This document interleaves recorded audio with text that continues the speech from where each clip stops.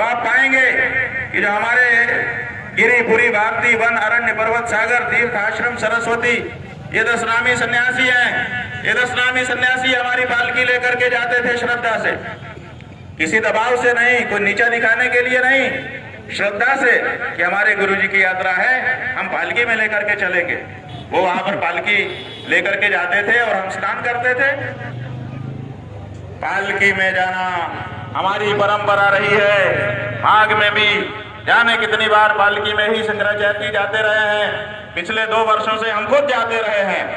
निकालिए कुछ पुराना सीसीटीवी का फुटेज, निकालिए आपके कार्यालय के फोटोग्राफ।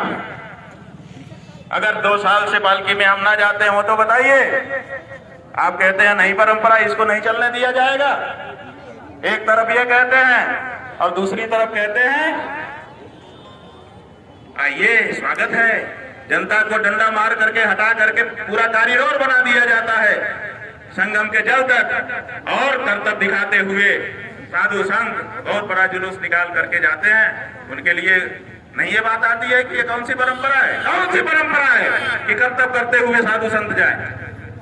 वो गए, हमारा कोई विरोध नहीं है, हम स्वागत करते हैं कि उनको इस तरह से ले जाया गया। लेकिन जब उनको इस तरह से ले जाया गया तो फिर हमारी पालकी को क्यों रोका गया? ये भेदभाव क्यों किया गया? 2 आंख से क्यों संतों को देखा जा रहा है?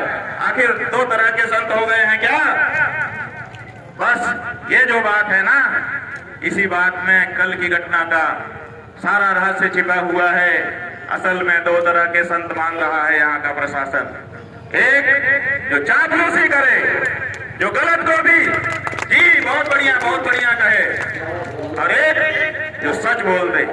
तो सच बोल देने वाले को संगम स्नान से रोका जाएगा और चापलूसी में ठकुर सुहाती कहने वालों को भेजा जाएगा। ये जो प्रशासन की नीति है कि संतों को 2 फाड़ में बांटो, ये सही नहीं है। हम इसका विरोध करते हैं। इसलिए भेद बुद्धि रखने वाला प्रशासन यहाँ का दायित्व संभालने के अर्ह नहीं है, इसको बदला जाना चाहिए। बंधुओं, एक बात हम बड़ी मार्मिक बताना चाहेंगे कि कल हमारी मृत्यु हो जाती, जो हमने पूरा दिन भर का परिदृश्य देखा। सवेरे 9 बजे से यहाँ से निकले थे, 9:47 पर पत्रकारों ने बताया है सीसी फुटेज देख करके कि 9:47 पर वहां पर हमारी पालकी को रोक दिया गया था। 47 मिनट को छोड़ दीजिए, उसके बाद से लेकर के शाम को 5 बजे तक का जो समय है, 5 बजे यहाँ ला करके हमको खड़ा कर दिया गया। इतनी देर में हमने जो कुछ इस पालकी में बैठ करके देखा, उससे बहुत स्पष्ट है हमारी आंखों में कि कल हमारा अंतिम दिन कर देने की इनकी इच्छा थी, इनकी योजना थी कि इनको पालकी से उतारो। बार बार हमारे ऊपर यही जोर डाला जा रहा था कि पालकी से उतरो, पालकी से उतरो, पालकी से उतरो। पालकी से उतरने की इतनी बड़ी जिद क्यों? क्योंकि जैसे ही हम पालकी से उतरते, उनके 150-200 सादे जवान खड़े थे चारों तरफ। वो लोग भीड़ बन करके आते, धक्का मुक्की शुरू करते। वीडियो में जनता को दिखता कि पब्लिक धक्का मुक्की कर रही है, और उसी में हमको पटक करके मार दिया जाता, 2-4 और को मार दिया जाता, और सारा जोर मच दिया जाता कि शंकराचार्य के कारण भगदड़ हुई और लोग मारे गए। आज आपकी हेडलाइन में यही होता जैसे कुंभ में हुआ था, भगदड़ मची। भगदड़ क्यों मची? क्योंकि 1:30 बजे रात को इसी प्रशासन का, कुंभ मेला प्रशासन का एक अधिकारी माइक लेकर के बोलने लगा। लोग सो रहे थे और वो कहने लगा, बड़ी तेजी से उठाने लगा, उठो भागो, उठो भागो, और उनके लोग हाथ पैर चलाने लगे, डंडा चलाने लगे।